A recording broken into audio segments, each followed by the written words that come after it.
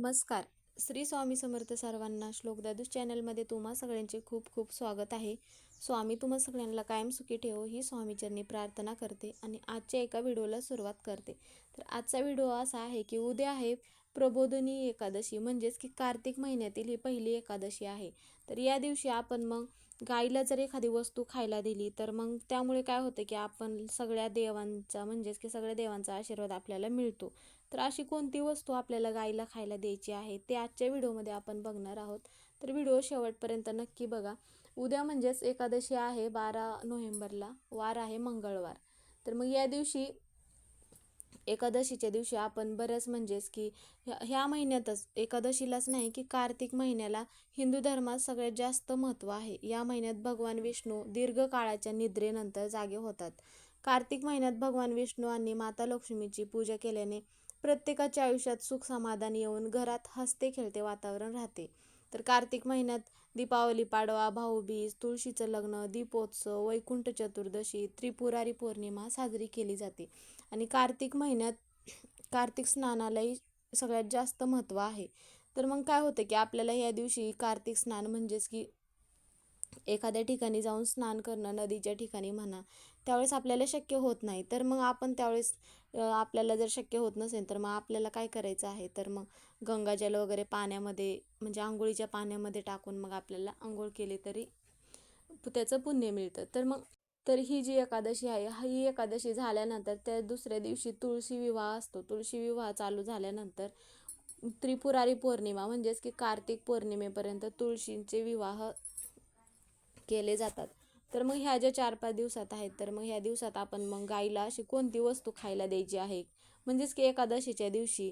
तर मग काय करायचं आहे आपल्याला की आपण त्या दिवशी मग आता बऱ्याच जणांचं काय होतं, एकादशीच्या दिवशी उपवास असतो. तर मग घरात जर चपाती बनवत नसतील तर मग मग आपल्याला तर गाईला मग नैवेद्य द्यायचा आहे, म्हणजेच की एखादी वस्तू चपाती बनवून खायला द्यायची आहे. तर मग काय करायचं आहे, मग त्यासाठी आपल्याला गाईसाठीच मग थोडंसं पीठ मळायचं आहे, म्हणजेच की कणिक मळायचं आहे गव्हाचं. त्यात मीठ न टाकता पीठ मळायचं आहे एका चपातीपुरतं. किंवा मग तुम्ही गाईच्या म्हणजेच की वासराला पण चपाती दिली तरी हरकत नाही. तर मग त्यासाठी तुम्ही 2 चपात्या केलात तरी हरकत नाही. तर मग काय करायचं आहे, चपाती बनवून झाल्यानंतर पिठामध्ये मीठ वगैरे न टाकता थोडीशी चिमूटभर हळद टाकायची आहे. आणि मग ती चपाती बनवून झाल्यानंतर आपल्याला थोडा वेळ म्हणजे अर्धा तास हरभऱ्याची डाळ भिजत ठेवायची आहे. तर मग हरभऱ्याची डाळ भिजत ठेवल्यानंतर मग जी चपाती तुम्ही बनवली आहे त्या चपातीवरती हरभऱ्याची डाळ थोडीशी टाकायची आहे. आणि मग त्यावरती शुद्ध गाईचं तूप टाकायचं आहे थोडंसं. आणि ती चपाती घेऊन तुम्हाला मग जिथे गाय असेल किंवा तुमच्या घरीच जर गाय असेल तर हरकत नाही, मग तुम्ही घरीच तुमच्या गोठ्यामध्ये देऊ शकता. तर जवळपास जर गाय नसेल तर मग तुम्हाला गोशाळेत जायला लागलं तरी हरकत नाही. पण तुम्हाला जर सगळ्या देवांचा आशीर्वाद मिळवून घ्यायचाच असेल तर मग या दिवशी तुम्ही मग गोशाळेत पण जाऊ शकता. म्हणजेच की काय होतं की आपण गाईला जर एखादी वस्तू खायला दिली तर ते सगळ्या देवांचा आशीर्वाद मिळतो. हे कशामुळे, तर गाईमध्ये 33 कोटी देव असतात. मग आपल्याला दररोज ह्या सगळ्या देवांची सेवा करणं शक्य होत नाही. नकळत आपल्या हातून चुका होतात किंवा नकळत आपल्या तोंडातून वाईट शब्द वगैरे जातात. तर मग आपण सगळ्या देवांची सेवा केल्याचं आपल्याला पुण्य मिळतं. त्यामुळे मग गाईला एकादशीच्या दिवशी ही वस्तू खायला द्यायची आहे. आणि मग ती चपाती घेऊन जायची आहे. चपाती घेऊन जाताना तांब्या भरून पाणी न्यायचं आहे, हळदी कुंकू न्यायचं आहे. आणि तुम्हाला जर शक्य होत असेल तर 3 केळी घेऊन जायचं आहे. मग ह्या सगळ्या वस्तू घेऊन जायचं आहे तुम्हाला गाईजवळ. आणि सगळ्यात पहिलं तिथे गेल्यानंतर गाईच्या पायांची पूजा करायची आहे पाणी टाकून, हळदी कुंकू लावायचं आहे. आणि मग त्यानंतर जे तुम्ही चपाती नेली आहे तर ती चपाती तुम्हाला गाईला खायला द्यायची आहे. आणि मग चपाती खायला दिल्यानंतर गाईच्या पाठीवरून हात फिरवत फिरवत तुमची जी पण काही इच्छा असेल ती इच्छा बोलायची आहे, घरातील म्हणा किंवा अजून काय असेल तुमच्या मनातील इच्छा, नोकरीचं म्हणा किंवा अजून कोणतं एखादं काम होत नसेल तर गोमातेला म्हणायचं आहे की माझी इच्छा पूर्ण होण्यास म्हणजेच की तुमचा आशीर्वाद माझ्यावरती राहू द्या, असं मग तुमची इच्छा बोलायची आहे. आणि त्यानंतर मग तुम्हाला एक जप करायचा आहे, ओम नमो भगवते वासुदेवाय नमः. या मंत्राचा मग तुम्हाला 21 वेळा जप करायचा आहे गाईच्या तिथे बसूनच. आणि मग त्या अगोदर तुम्हाला गाईला 3 फेऱ्या मारायच्या आहेत. 3 फेऱ्या मारून झाल्यानंतर मग या मंत्राचा जप करायचा आहे, ओम नमो भगवते वासुदेवाय नमः. 21 वेळा जप करायचा आहे. तिथं बसून जप करणं शक्य होत नसेल, तुमच्याने मंत्र म्हणणं शक्य होत नसेल तर हरकत नाही, तुम्ही घरी येऊन पण मग तुम्ही मंत्र म्हणू शकता. त्यानंतर तुम्ही जी चपाती वगैरे दुसरी नेली आहे ती मग गाईच्या वासराला पण चपाती द्यायची आहे खायला. आणि तुम्ही जे 3 केळी नेल्या आहात त्या 3 केळी पण तुम्हाला गाईला खायला द्यायची आहेत. तर मग हा जो उपाय आहे तर हा उपाय मग एकादशीच्याच दिवशी करायचा आहे. सकाळी करा, दुपारी करा किंवा संध्याकाळी करा. दिवसभरातून तुम्ही कधी पण हा उपाय करा. आणि त्यानंतर तुमची जी पण काही इच्छा असेल ती इच्छा पूर्ण होईल. आणि मग हा उपाय करून झाल्यानंतर मग आपल्याला कार्तिक महिन्यात मग काय करायचं आहे की पूर्ण महिना संपण्याच्या अगोदर की ह्या महिन्यात तांदूळ दान करण्याला सगळ्यात जास्त महत्त्व आहे. तांदूळ दान केल्यामुळे काय होतं की चंद्र चंद्रदोष दूर होऊन चंद्राचे शुभ फळ आपल्याला मिळते. त्यामुळे मग ह्या महिन्यात तुमच्याकडून जर शक्य होत असेल तर तुम्ही एखाद्या मंदिरात म्हणा किंवा एखाद्या गरजू व्यक्तीला तुम्ही तांदूळ दान करू शकता.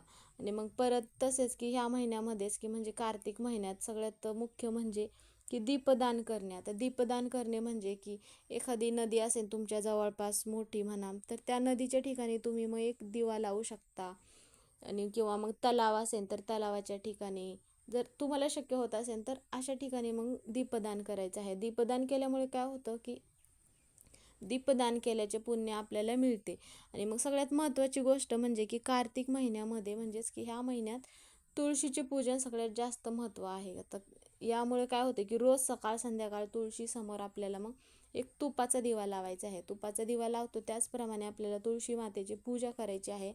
आणि मग त्यानंतर आपल्याला तुळशी पुढे एक गोपदम म्हणून रांगोळी असते, ती तुळशी पुढे दररोज आपल्याला पूर्ण महिनाभर रांगोळी काढायची आहे कार्तिक महिना संपेपर्यंत. म्हणजेच की पूर्ण देवांचा आशीर्वाद आपल्याला लाभतो त्यामुळे. आणि मग तुळशी मातेची पूजा केल्यानंतर मग दररोज एक तुळशीपत्र आपल्याला मग खाणं तुम्हाला शक्य होत असेल तर मग तुम्ही दररोज एक तुळशीचं पान खाऊ शकता किंवा मग भगवान विष्णूंना अर्पण करू शकता. किंवा मग तुमच्याकडे जर स्वामी असतील, स्वामी पूर्ण ब्रह्मांडाचे नायक आहेत, त्यामुळे तुम्ही स्वामींना पण एक तुळशीपत्र दररोज आवर्जून एक तुळशीपत्र अर्पण करू शकता. यामुळे काय होतं की आपल्या घरातील जे दोष वगैरे असतात किंवा हा महिना पवित्र मानला जातो त्यामुळे जर काय अडचणी असतील तर त्या अडचणी निघून जातात. म्हणजे आणि मग त्याचप्रमाणे काय होतं की कार्तिक महिन्यात म्हणजेच की गंगेमध्ये स्नान करण्याला सगळ्यात जास्त महत्त्व आहे आणि खूप पवित्र मानले जाते. पण आपल्याला गंगेमध्ये स्नान करणं शक्य होत नाही, सगळेच गंगेच्या नदीकाठी राहत नाहीत. त्यामुळे मग आपण जे दररोज आंघोळीसाठी आपण बादली भरून पाणी घेतो त्यामध्ये आपण थोडंसं गंगाजल टाकून स्नान केलं तरी हरकत नाही.